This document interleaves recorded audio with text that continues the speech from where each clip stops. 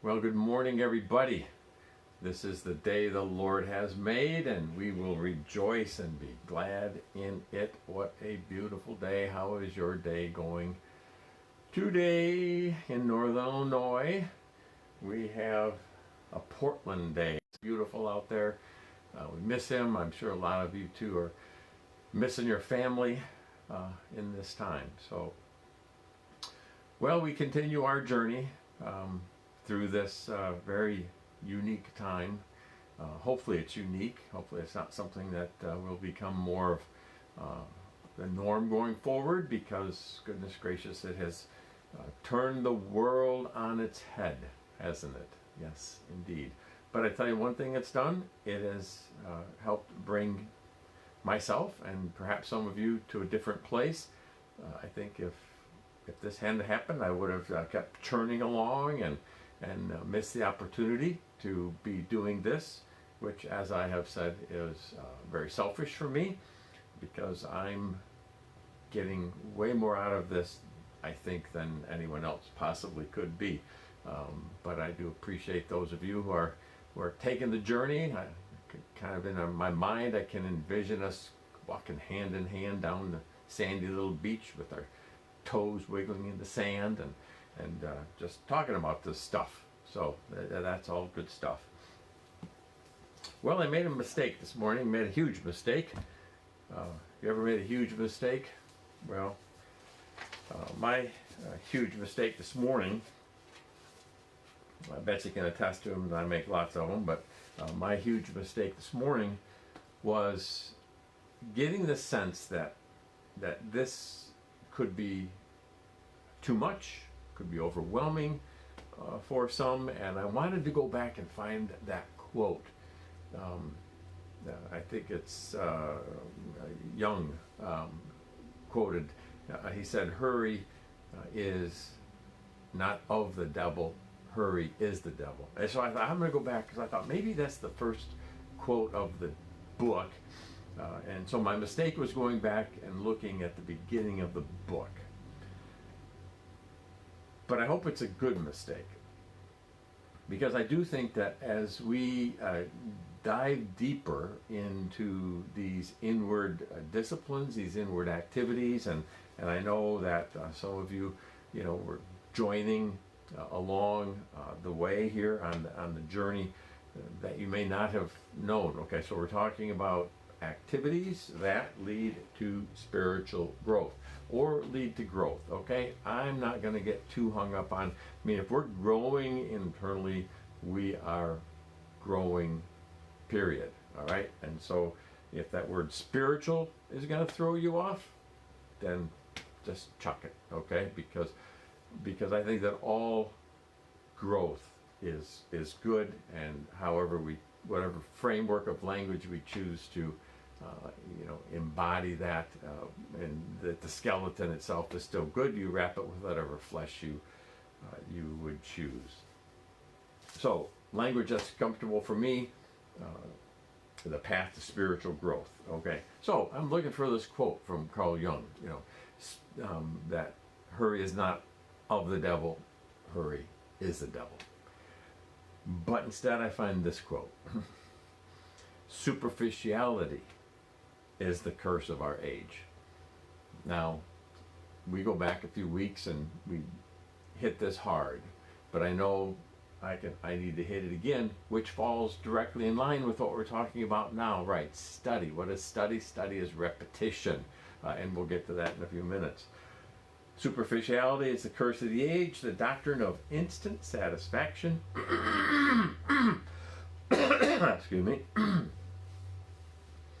The doctrine of instant satisfaction is a primary spiritual problem. The desperate need today is not for a greater number of intelligent people or gifted people, but deep people. Then he quotes from the psalmist: "It's good for thee to dwell deep, that thou mayst feel and understand the spirits of people." Said we must not be led to believe that the disciplines are only for spiritual giants, and that's why I was really glad I went looking for that Carl Jung quote. Because I think it's easy for us to begin to think, oh my gosh, Kurt, this is just like, and if it is, like, that's a quote from one of my friends. If it is, then that's okay. But that doesn't mean that we can't try to access it, right? Doesn't mean that we shouldn't make every attempt to say, okay, you know what? I'm an old cat. I can learn new tricks. You know, I can do this. So we must not be led to believe that the disciplines are only for spiritual giants beyond our reach, or only for those contemplatives who devote all their time in prayer to meditation. Far from it. God intends these activities, I'm using activities and disciplines interchangeably. God intends the disciplines of the spiritual life to be for ordinary human beings, people who have jobs, care for children, wash the dishes, mow the lawns. In fact, the disciplines are best exercised in the midst of our relationships with our husbands and wives, brothers and sisters, friends, neighbors, and co-workers. That's some good stuff right there, folks. So also the pace of this time might be difficult for some because we're so used to rapid fire. And I might suggest that if you find the pace difficult, it might be exactly what you need. Because it's easy to just keep firing along in life. And that is sometimes the curse of this age, is that we don't know how to focus. And when Foster starts talking to us about study, he really talks to us about focus. Thomas Merton says, this is a good beginning quote, and then we're going to jump back to today's material. We do not want to be beginners. Amen? But let us be convinced of the fact that we will never be anything else but beginners all our lives. So, if you feel like, that's okay. You know, that is absolutely okay. Because no less than a person in Thomas Merton, and believe me, Thomas Merton, you know, you got the Pope there, and then you've got Thomas Merton. I mean, he was a deeply, deeply reverent Catholic priest and just an awesome individual. Let us be convinced of the fact that we will never be anything but beginners the rest of our lives. Psalm 42, deep calls to deep. Okay, so that brings us to our current topic. If you are joining with us midstream, there are 3 global issues that are talked about. First are those inward disciplines, and then there are the outer disciplines. Those are the things that we practice individually, and there are 4 in each of those categories. And then the third general global area is that of community disciplines. The first one we've looked at are the inward disciplines, and I'm hoping some of you go, yeah. Meditation, prayer, fasting. We don't need to talk about that one. And now we're looking at study. Okay, so what is study? What Paul tells us is that finally, brothers and sisters, whatever is true, whatever is honorable, whatever is just, whatever is pure, whatever is lovely, whatever is gracious, if there is any excellence, if there is anything worthy of praise, think. Okay? That word is a word we want to have jump out at us. Think about these things. We are challenged to think. And again, in our age of, not the quote that I went looking for, but the quote I found, superficiality is the curse of our age. Thinking is something that's often not engaged with these days. That's kind of a hard thing to tease out. But when we're watching the news channels, that everything is breaking news. No, it's not. You know, it only breaks one time. I hate to inform them, you know, but they're really playing on, you know, this instant gratification, this instant, everything's instant. Breaking news, breaking. No, it's not breaking news. I heard about that 8 hours ago. It's not breaking. And believe me, you've been talking about it for 8 hours, and so it's not breaking anymore. So we have to get outside some of the cultural norms that are, that we find ourselves. It's like fish don't understand what water is, right? I mean, they don't have any concept of what water is.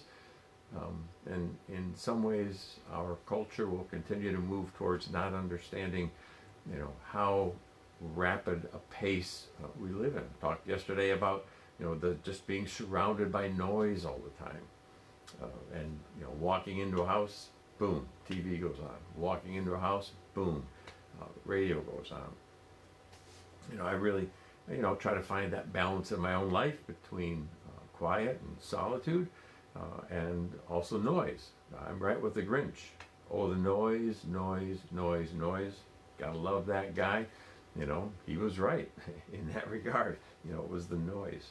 So, study is a specific kind of experience, and I will confess, I thought we would spend 2 days on study, but boy, as I moved my way through the chapter, I realized, boy, there's a lot of good stuff here. But it doesn't come easy, and it might feel like we're canoeing upstream a little bit, but we're going to paddle together, all right? Said, remember, the mind will always take on an order conforming to the order upon which it concentrates. Oh, well, what's that one saying to us? It's saying that what repetition yields results.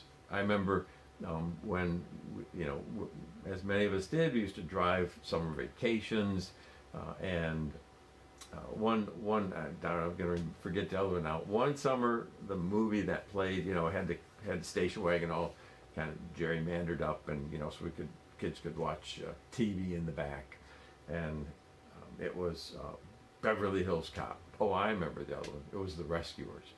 Oh my gosh, those songs, and the songs, the Rescuers kept going through our heads that one year, and then the other year it was dun dun dun, the music from Beverly Hills Cop. I mean, so many good lines in that movie. But, that's, boy, when my mind didn't have anywhere else to go, that's where I went.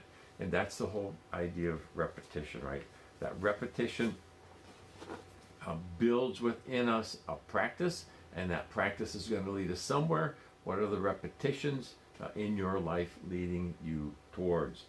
So repetition regularly channels the mind in a specific direction. Excuse me. Excuse me. Just edit that out. Yeah, some of you know I'm not sick. I just have a little bit of a lung issue going on. So every once in a while I gotta get the fur balls out, okay? So first is a repetition. So I apologize for the hacking, okay? So we need to train the inner mind to modify the behavior so that we will then conform or focus in on the ability to be mindful of what it is, okay? It's really easy to not do then the second one, which is concentrate. Again, what Foster's talking about here, Foster had no idea about the challenges of that our culture faces with concentration. The flip side of concentration is imagination. All right, and maybe we can talk some more about that one day. But concentration centers the mind, but at the same point, concentration releases the mind. All right, remember that creativity is found on the other side of boredom. Well, it used to be that people, we had thoughts as we were ironing. Do we iron anymore? We had thoughts while we did the dishes, but everything now is just like rapid fire. So concentration, we need to focus and center the mind. And he says this, and could it be, remember, he's writing this 40 years ago, in a sense, prophetic for today. He said, we live in a culture that does not value concentration, excuse me, The distraction, like my coughing, a distraction is the order of the day. He's writing this, friends. There wasn't even computers back then. Yeah, because I was in seminary. Yeah, there weren't even computers. Yeah, because we got our, I started to get computers at my first church. Distraction is the order of the day. He had no idea what was coming down the road. But even then, can you imagine the change that's taken place where the distractions we have now? How many television stations were you watching back in the late 1970s? And he's still saying distraction is the order of the day. I remember visiting my brother, and he was in Elgin, and they were staying in a high-rise, and we walked in, and he's going, man, little brother, that's what he used to call me. He said, little brother, look, he said, we get 45 channels. I was like, wow. Now 45, if you're, basic TV doesn't, comes with 100, but if you really want to up your game, I mean, you can have 400, you punch in 400 and you'll get a channel.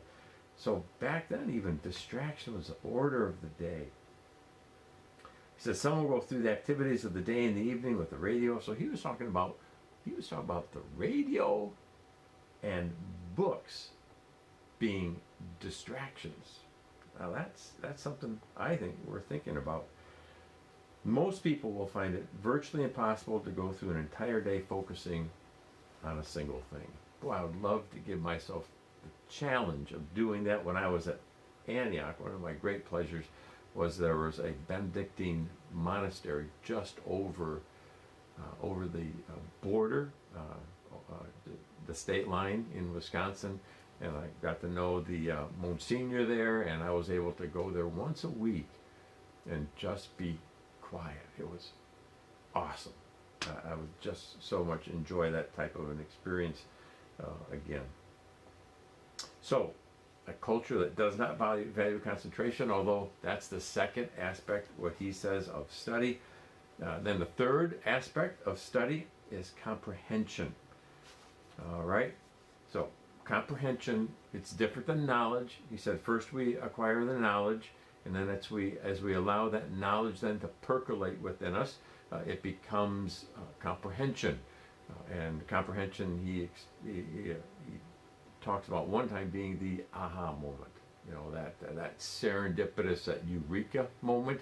That, oh, yeah, now I get it. I knew it before, but now I get it. Then the fourth aspect of study he talks about is reflection. He says, although comprehension defines what we are studying, reflection defines the significance of what we're studying. Reflection defines the significance of what we are studying. We read that.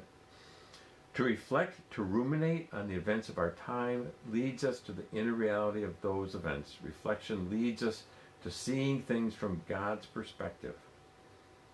In reflection, we come to understand not only our subject matter, but ourselves. Jesus speaks often of ears that do not hear and eyes that do not see. When we ponder the meaning of what we study, we come to hear and see in a new way.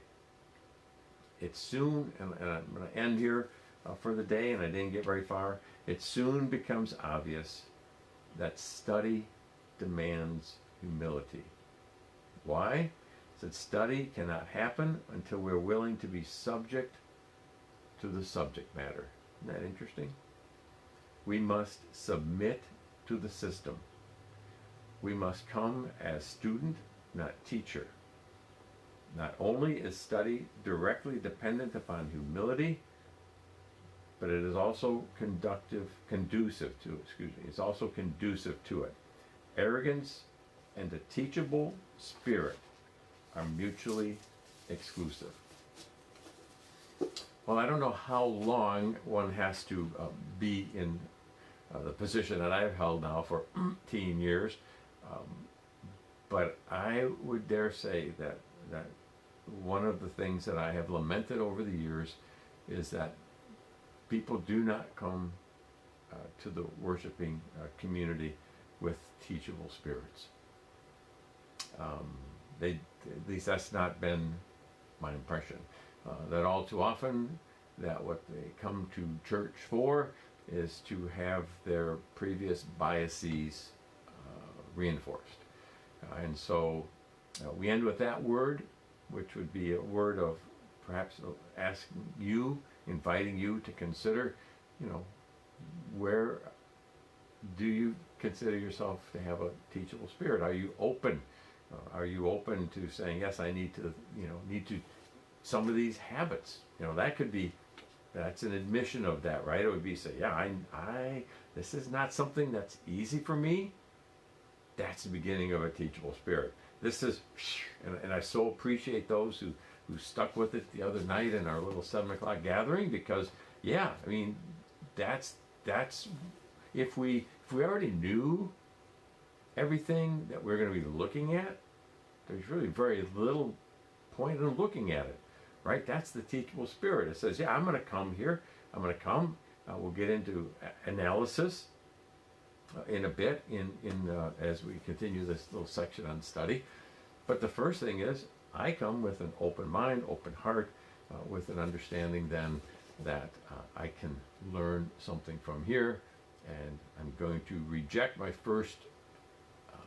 I got to reject my first reflex, which is to say, I don't get it. I don't want to get it. That's often our first reflex. All right, so if you're taking your deep breaths for today,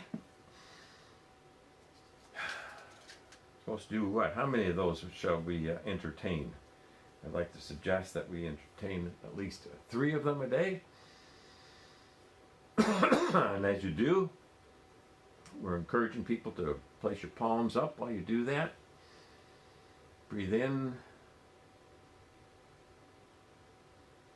The Spirit of God, love, joy, peace, patience, kindness, goodness, gentleness, self-control. Paul gives us those in the book of Ephesians.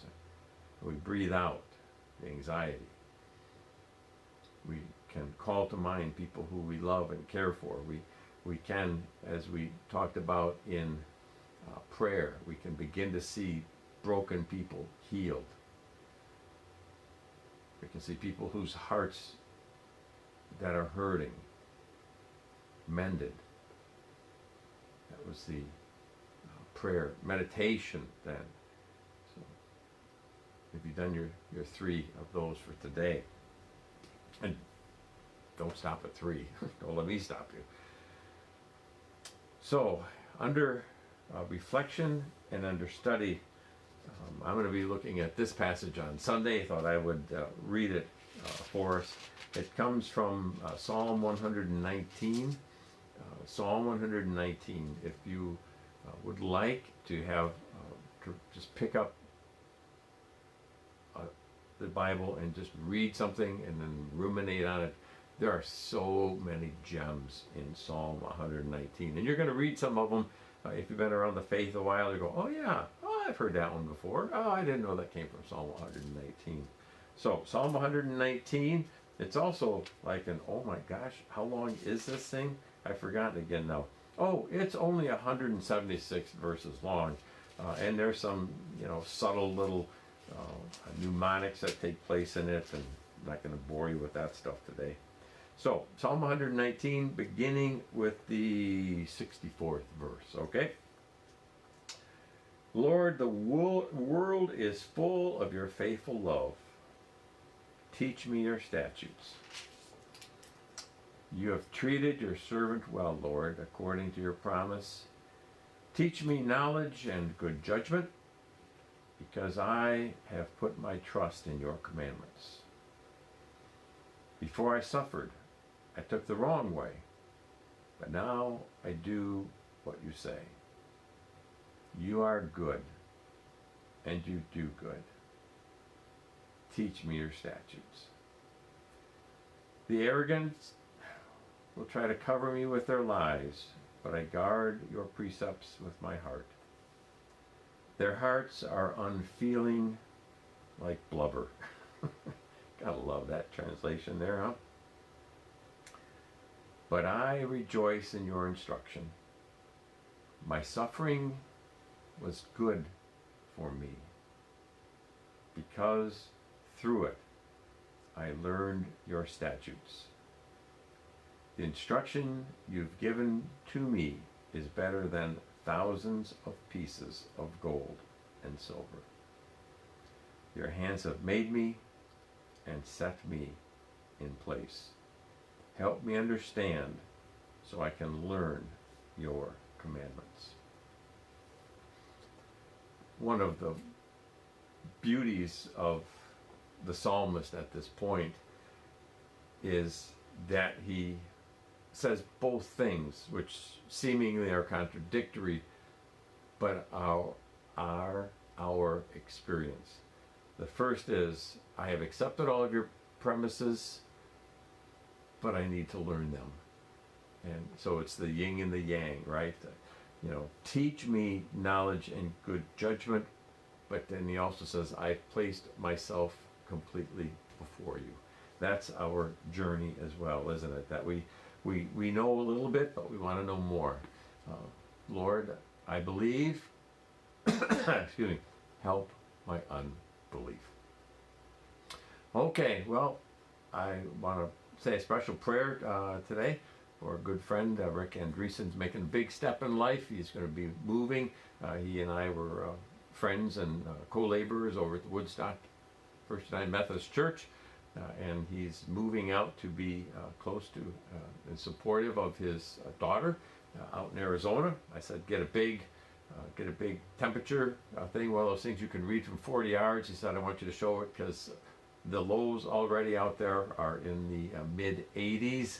So I said, well, breathe in your last few breaths of air today. So I want to keep them in my prayers. I also want to reread something that someone sent me a text that I said they've been doing it and it's been, a change in their life, which is I want to learn how to live so that to see someone is to pray for them. I want to learn how to live that to see someone is to pray for them. So how's that going? All right, well, we get together on Zoom on Sunday mornings. I will put here in our thread Sunday morning a couple of songs that you might want to listen to, but we open up the doors to our electronic gathering at 9:20. There'll be some music there as well, and we hope that you'll join us. If not, we hope to see you here back sometime. If you have know of someone who needs some help, this church, we do all that we can to try and help people. Please get a hold of me, and hopefully we'll be able to provide them some help. All right. We take a deep breath and welcome in the presence of the good and gracious God, lifting up those that are near, lifting up those that are far. We would want to be people of depth. We want to be found in the deep, still water. We want to draw upon the strength that you alone can give to us, O God. In the midst of this pandemic, we celebrate birthdays, days of birth,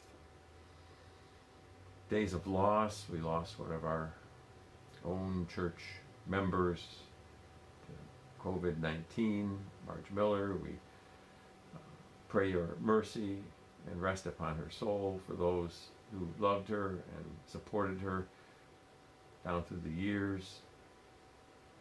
Many others whose names we will mention in our own places.